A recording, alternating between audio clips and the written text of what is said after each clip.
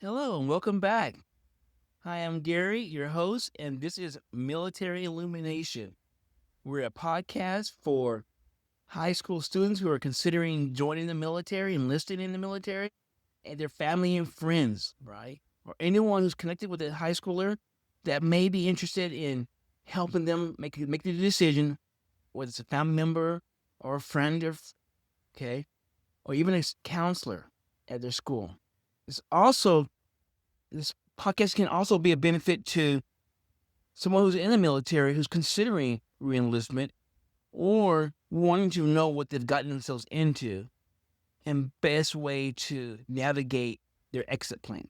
It's always good to know what you're into, what's happening, and that it's not an isolated incident, but it's what the military does. It's what the government does. Today, we're going to turn the lights on. Military episode number 16. Military retirement, corporate style. This is part 3. All right, so here it goes. We talked already about how the benefits are to lure people in. We also talked about how the military, everything is based on the needs of the military through the government. And we also know that we need a military. We need a strong fighting force for our protection. And if you drink the Kool-Aid, democracy. Okay? But now we're mostly just a gun for hire. But I'm not going to get into that right now. We need it. We need our military. I would heavily support conscription. I would heavily support everybody, men and women, doing 2 years mandatory, 1 year mandatory. A lot of countries do that. But then the military doesn't have to hide behind smokes and mirrors. They don't need to lie and tell half truths. They can be straight up, right? And that's more important. But when they look at military as a career option, that changes everything.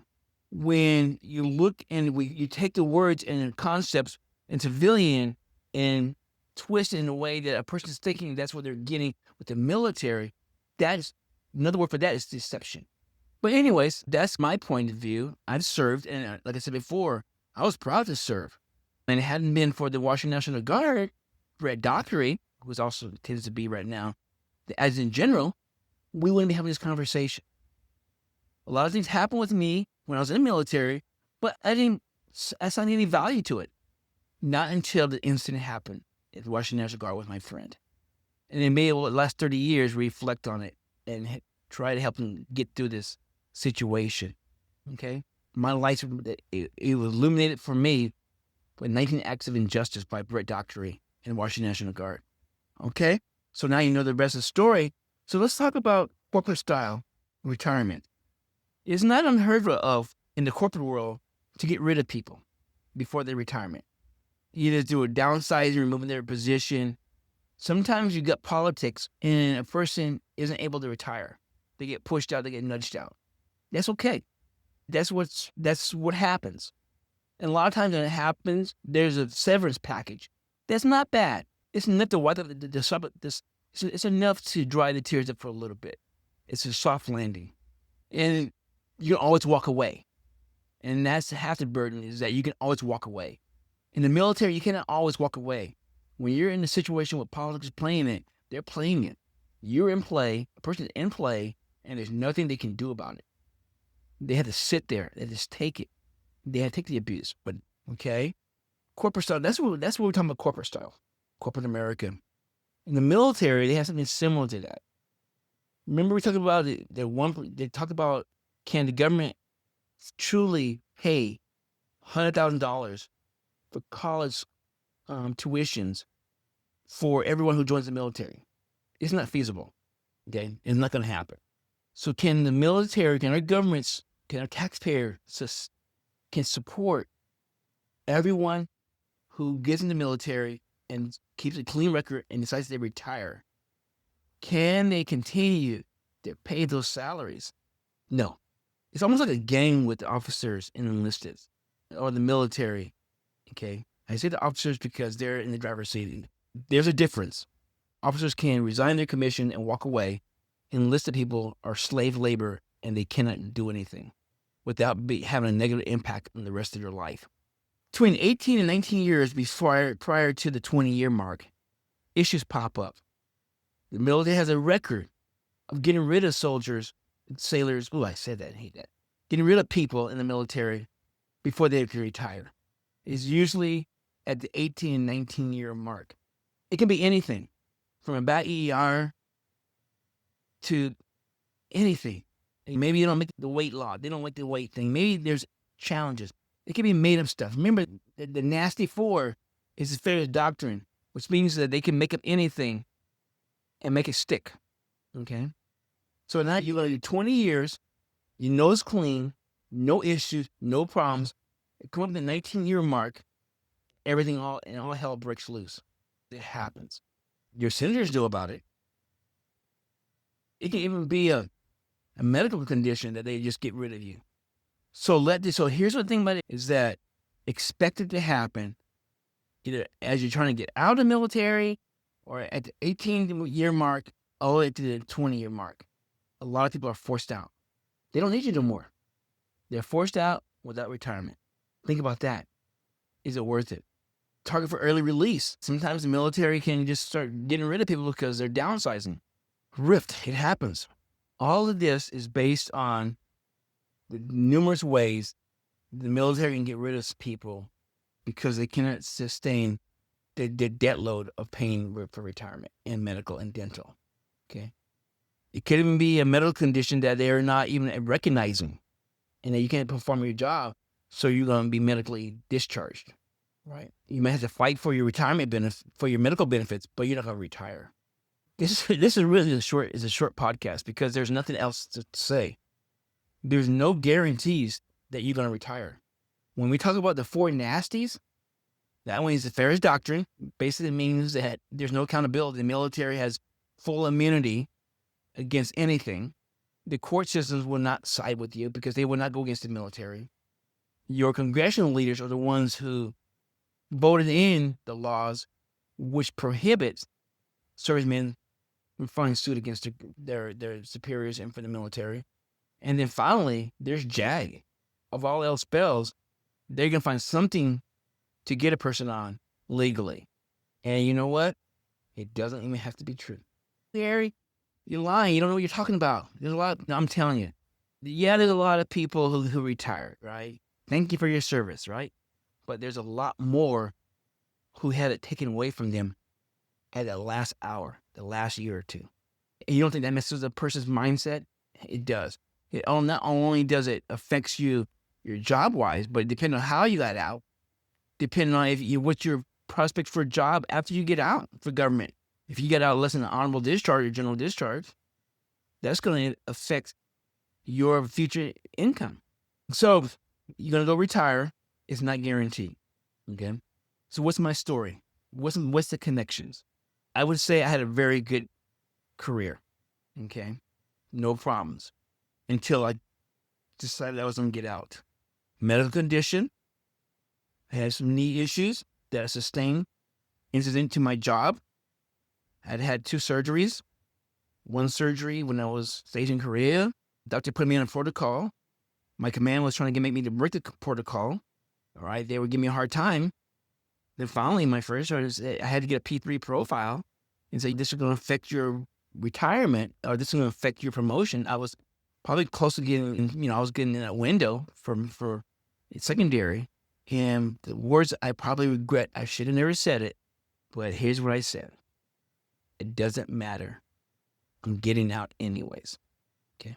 I knew I needed the medical records because I knew I would need them when I got out. Whatever surgeries I think they said I needed to get to, I wanted to have it done before I got out. So I get to Fort Lewis, I was in Korea at the time, and my lieutenant, my platoon leader, gave me a bad EER. Now, here I am, 9 years. I have nothing but spectacular EERs. No blemish on my records. High records, ratings on my marksmanship, on my SQT scores, on my job performances, high. Testing, high. I don't think anything less than a 95. High. I was even in line, I was being considered, they were doing a background check for me for the White House communications at the time that I was here. So I went to complain to my my sergeant major of battalion, and here's what he said. He says, I know, Sergeant Tarver, it is not true. We know it's not true what they said in here. But there's nothing I can do about it. I cannot make him change it. Wow.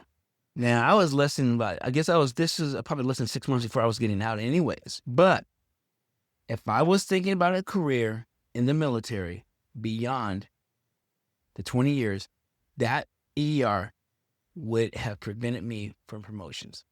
Think about that. I know the first sergeant in Korea called down to my ninth to my sergeant major or whatever at Fort Lewis. They talk. As I look back at it, that would have prevented me from promotion and could have ended my career. I was already 6, so that wasn't going to matter, right? So those are the kind of things we're talking about. Those kind of things, that's what I'm talking about here. Even though I was getting out, they were going to mess with me until I got out. And it wasn't until I saw my DD-214 as I out processing that I straightened my act up and walk out cleanly. Because they would look for any reason to hold me back and to process paperwork on me. That's how wicked, how nasty these people are. So if you're thinking about retiring, right, it's not guaranteed. It's not guaranteed. When you work for an organization where there's no accountability, you move up at their whim, at their discretion. There's nothing that you can do. And while you're going through this process, there's nothing you can do. While the corporate America will downsize and get rid of people, they'll give you a severance package. They pack you in the head. So you can always walk away, right? You can go to a lawyer, right? You can file suit. You can go to a lawyer. You can file suit. You can bring up discrimination charges against the civil. You take civil action.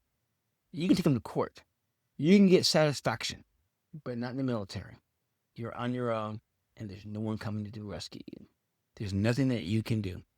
There's nothing that your parents can do. So that's why it's important that these men and women who are in high school, who's thinking about a military career, understand these facts. So if you're one of those people who suggest it because they need the discipline, they need jobs training, they need whatever, think twice about what you're putting this person into. Because everything that you mentioned, you can get on the outside in civilian life. You need discipline, you get discipline. You lose enough jobs because you're not on time, you figure out to get up on time to go to work. You need to get a promotion, you need a job change, you go to school, you get the skills you need.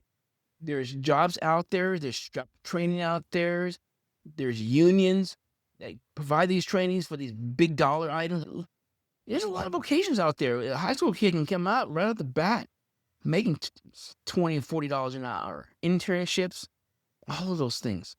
And whatever training they're needing, they can get out in the community. You don't need the job training that's in the military. They're only going to train you to the level that they need you on the battlefield for. So I'm digressing. Forgive me. But when you talk about military, understand here, the corporate style of getting rid of people is alive and well in the military. The main difference is that you don't have no way out if it does go sideways for you. You can go 20 years, 15 years, and something can happen, and you lose all that time. And depending on the situation, you can hurt your future income opportunities.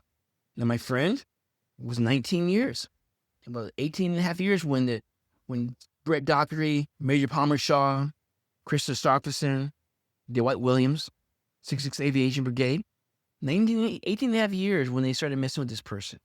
That person had that 18 and a half years, had less than a year and a half for retirement. They unjustly persecuted this person, falsified documents, withheld evidence. You'll hear more about it later on. But like I keep saying, it doesn't have to be real. They just got pushed paper. And the JAG, Robin Davis, they were in the middle of it. They were the ones orchestrating the whole thing. And you know what the soldier did? The soldier just told the truth. The soldier refused to lie so that Brett Dockery can prosecute another soldier. That's what the soldier did. Think about that. Patty Murray, her office, the governors in office, didn't do it. Turned a blind eye. Person lost their retirement because of a lie. But if it wasn't because of that lie, because of my friend drugging me into this, they're moved on. The PTSD to max. Major issues because of that. I'm carrying the torch because as I look back at it, I wish somebody had told me about illuminate things for me. It would have made a big difference. Anyways, enough of me crying about stuff. I'm going to turn the lights off on this episode. The next episode, number 17, is about investing in yourself. Consider saving and investing options. Military retirement, part 5. Thank you. Have a good day.